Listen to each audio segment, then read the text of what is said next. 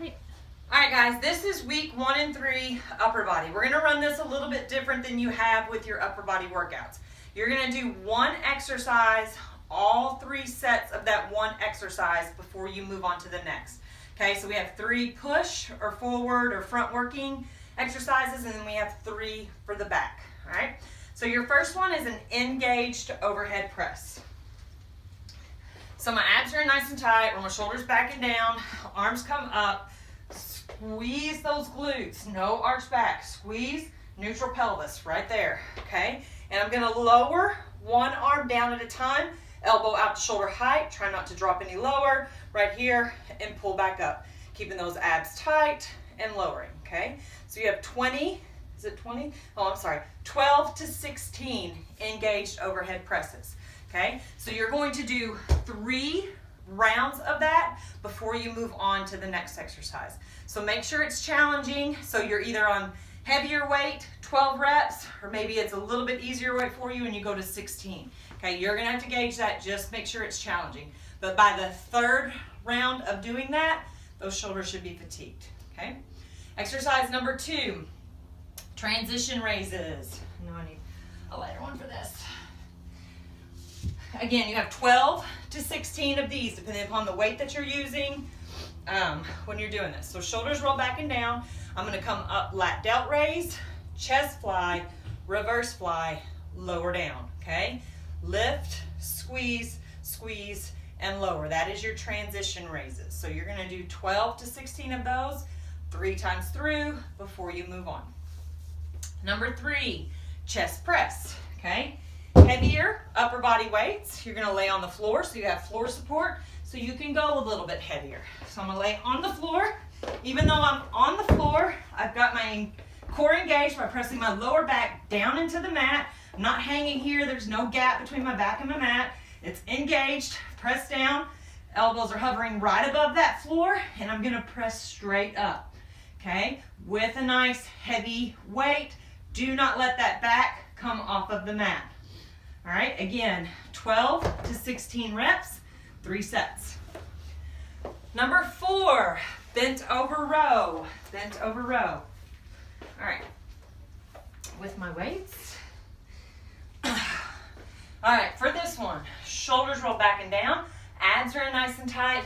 I'm gonna bend over. I wanna make sure I have a nice flat back. Don't be rounded forward like this, okay? Shoulders back, chest is high, suck those abs in super tight.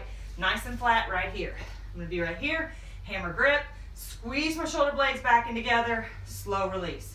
Squeeze and hold, slow release. Okay, right here, bent over row. All right, number 2, upright row. So working the same muscle group, just from a different angle. So again, I'm gonna roll my shoulders back and down, abs are in nice and tight. This one, my chest is actually puffed out just a little bit. So it's sticking out, my shoulders are back, and I'm gonna pull that weight, squeezing my shoulder blades back and together. So elbows go high and wide, squeeze, squeeze back, okay? It's not a shoulder shrug, it's right here, squeeze back, okay? So it's called a high pull or upright row. You may have heard both. Number 3 is reverse flies, reverse flies.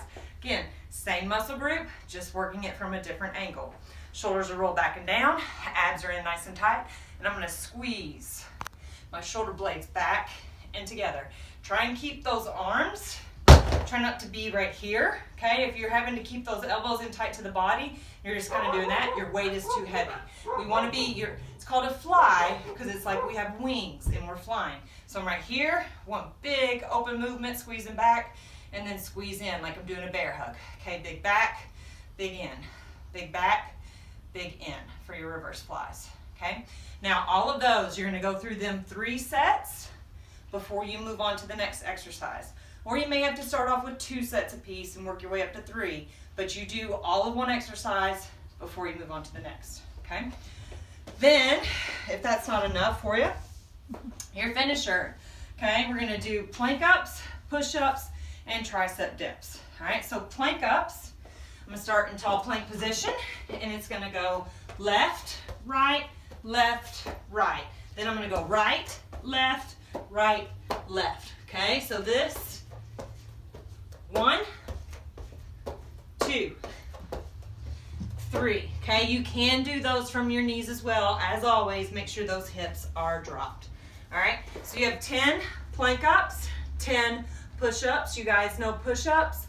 Third and final is tricep dips. So you can use a chair, a bench, anything that you got that is sturdy to hold you, will not move. If you're using a chair, I do recommend putting it up against a wall because we have a tendency to push back on tricep dips when we get tired so that it doesn't slide out from underneath of you and you hurt your shoulder, okay? So, but if you've got a bench, whatever. When I do my tricep dips, okay, I always start myself off putting my hands right next to my hips. Fingers down like this, and I roll my shoulders back and down. Then I'm gonna walk myself out, okay? You wanna keep your butt tight to your surface. Do not be way out here, all right? Keep that butt nice and tight because we want our shoulder as in neutral as possible. We don't really wanna rotate it out like that. So right here, and I'm gonna drop, elbows go straight back, push up. Don't let your elbows wing out, okay? Stay straight back and up, straight back and up. If that's easy for you, walk your feet out. To make it more difficult, you can also single leg it to increase your intensity. Okay, so the closer my feet are to the bench, the less resistance I have, all right? So you have those, 10 reps a piece, 3 times through, and you're done.